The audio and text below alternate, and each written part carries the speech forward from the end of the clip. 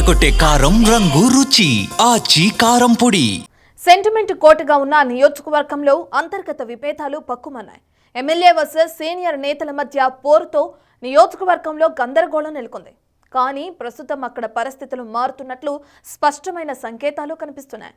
MLA తన వ్యూహాన్ని మార్చుకుని దూకుడుగా జనాల్లోకి వెళ్తుండడం, కీలక నాయకుల పర్యటనల్లో పంచాయతీలు లేకపోవడం చూస్తుంటే అక్కడ టీడీపీలో విభేదాలు సమసిపోయాయా? ఏ విషయంలో అధిష్టానం జోక్యం ఫలించిందా? ఇంతకీ అది ఏ నియోజకవర్గమో ఇప్పుడు చూద్దాం.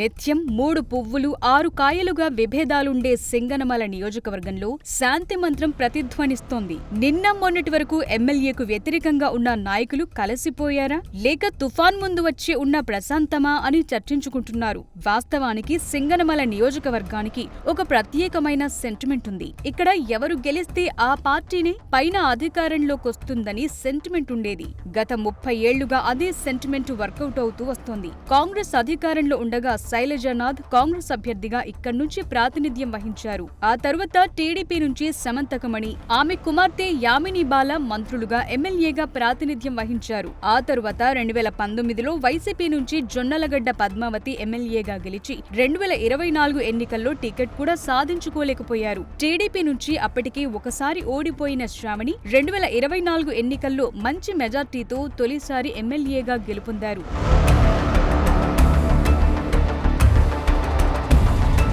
2024 ఎన్నికల్లో టీడీపీ నుంచి తొలిసారి ఎమ్మెల్యేగా గెలిచిన బండారు శ్రావణిశ్రీకి మొదట్లో అంతా సానుకూలంగానే సాగింది. 2019 ఓటమి తరువాత లోకేష్ సమక్షంలో సీనియర్ నాయకుల హామీతో ఆమె విజయాన్ని సులభతరం చేసుకున్నారు. అయితే గెలుపు సంబరాలు ముగియకముందే నియోజకవర్గంలో అసలు సమస్య మొదలైంది. అదే అంతర్గత వర్గపోరు. ఏ చిన్న కార్యక్రమం జరిగినా అది ఎమ్మెల్యే శ్రావణి వర్సెస్ ఇతర నాయకులు అనే పరిస్థితికి దారితీసింది. ఎమ్మెల్యే వర్గం ఒకవైపుండగా ADCC bank chairman Mantimadugu Keshavareddy, TDP senior నేత ఆలం నరసానాయుడు వంటి కీలక నేతల వర్గాలు మరోవైపు విడిపోయాయి. వీరు ట్రూమెన్ కమిటీ సభ్యులుగా కొనసాగుతూ ఎవరికి వారే యమునా తీరే అన్నట్టుగా వ్యవహరించడం ద్వారా పార్టీలో స్పష్టమైన చీలిక కనిపించింది.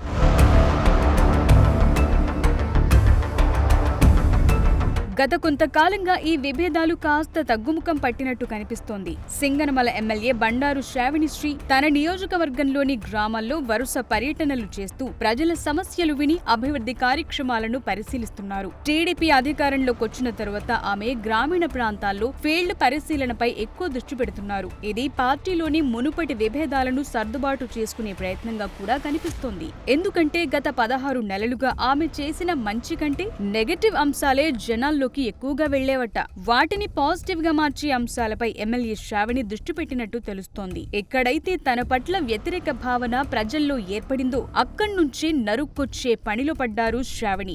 సాధారణంగా జిల్లాలో కీలక నాయకుల పర్యటనల ముందు సింగనమలలో వర్గ విభేదాలు పతాక స్థాయికి చేరేవి. ప్రత్యర్థి వర్గాలు ఏదో ఒక పంచాయతీని పెట్టుకుని నేరుగా నాయకులకు ఫిర్యాదులిచ్చేవి. కానీ ఇటీవల ఉమ్మడి అనంతపురం జిల్లాలో నారా లోకేష్ 2 రోజుల పాటు పర్యటించినప్పుడు సింగనమల నుంచి ఎలాంటి అంతర్గత ఫిర్యాదులు, పంచాయతీలు లేకపోవటం నిజంగా ఆశ్చర్యకరమైన విషయమేనట.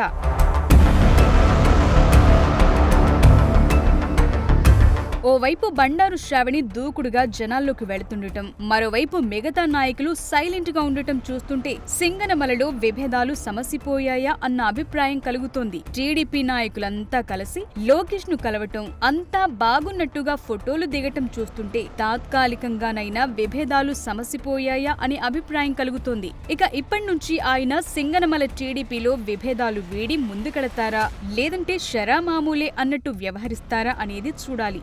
అధిష్టానం మద్దతుతో ఎమ్మెల్యే శ్రావణి చేపట్టిన ఈ కొత్త వ్యూహం అంతర్గత విభేదాలకు శాశ్వతంగా తెరదించి సింగనమల టీడీపీని ఏకతాటిపైకి నడిపిస్తుందా, లేదంటే మళ్లీ పాత సమస్యలే షరా మామూలుగా కొనసాగుతాయా అనేది చూడాల్సి ఉంది.